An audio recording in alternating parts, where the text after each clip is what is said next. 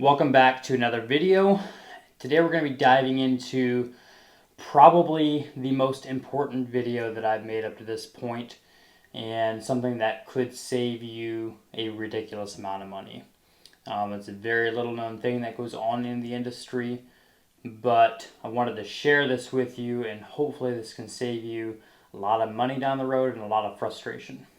So we've discussed a lot of different topics and a lot of different nuances in prior videos, and the industry as a whole is a very tight-knit industry that honestly, I'm glad most guys don't watch this channel, because it's the type of thing that people can get a little frustrated with sharing some of the secrets within the industry.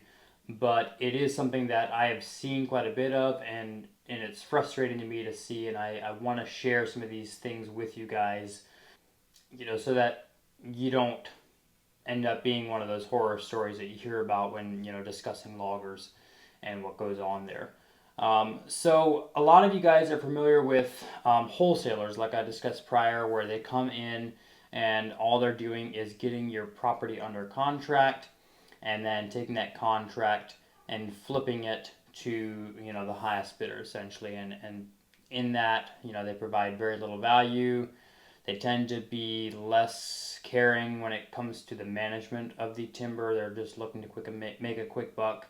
And so that exists, but then there's also another side of things that I don't know that I've heard anybody talk about, and that is mills and even loggers flipping contracts the same way that your wholesalers do. So, and this is something that I've seen firsthand quite a bit of. So, kind of my start in this industry was that I was a subcontract to the mills. I was simply the one, for hire that went out and did the harvesting then for the mills after they bought the timber.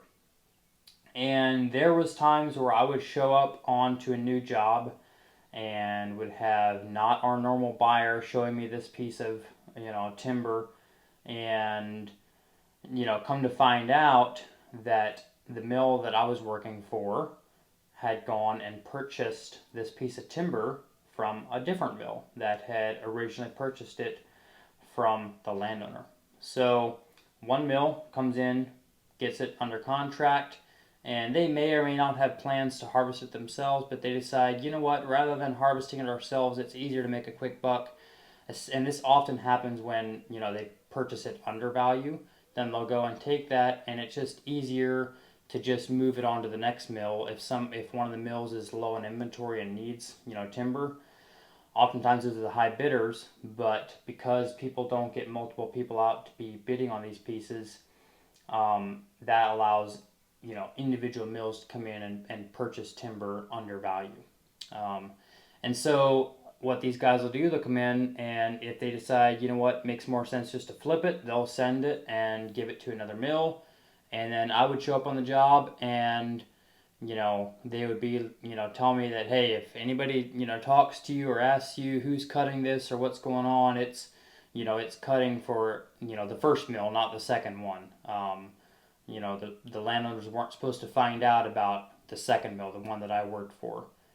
And that type of thing drove me nuts. I hated that. And to be honest, I usually just, if somebody asked me, I told them what was going on, and that was their problem to figure out. I wasn't going to lie to somebody. But there is a simple way to avoid this, because what I've seen a lot of is, you hear what the original guy paid for it, and there's guys making $15,000, $20,000, $30,000 by selling it to a different mill, just simply selling that contract to a different mill. And when that money should have been going to you, because that mill would have paid that amount for the timber. And so that's what we're trying to eliminate, is having guys just buying it on the cheap and then flipping it. If they buy it reasonably and want to harvest it themselves, that's one thing, but to then go and sell it to a bunch of guys and having different crews in, it just can become a real mess. And so there's very easy way to avoid all of this. And in the real estate world, it's called assigning a contract. So you have the same thing within the real estate world. You have a lot of wholesalers that buy homes that need work on, or whatever they'll buy, get under contract, and just flip it to an investor and make $10,000, $15,000, that type of thing. A way to avoid that is in the contract, it has to state that there can be no assigning of the contract. And that's the language for it. And that basically eliminates them from being able to flip to another person. I have this in all of my contracts. I want the person that ends up winning the bid and actually purchasing that timber to be the one doing the work, to be doing the harvesting, and then not to be just selling it to a bunch of different guys that you have no control over how this happens. And to be fair, what they're doing is not illegal. It's very, behind, underneath the table, behind your back, and I don't feel like it should happen, but within the contract language, there's nothing that doesn't state that they can't do that. So if you have a contract that states that they cannot assign the contract, and that's very clear legal language. I mean, I'm not obviously a legal advisor, so work with an attorney on the correct language and all of that, but that is the basics of it. And all of my contracts have that stated in there to eliminate the possibility of that.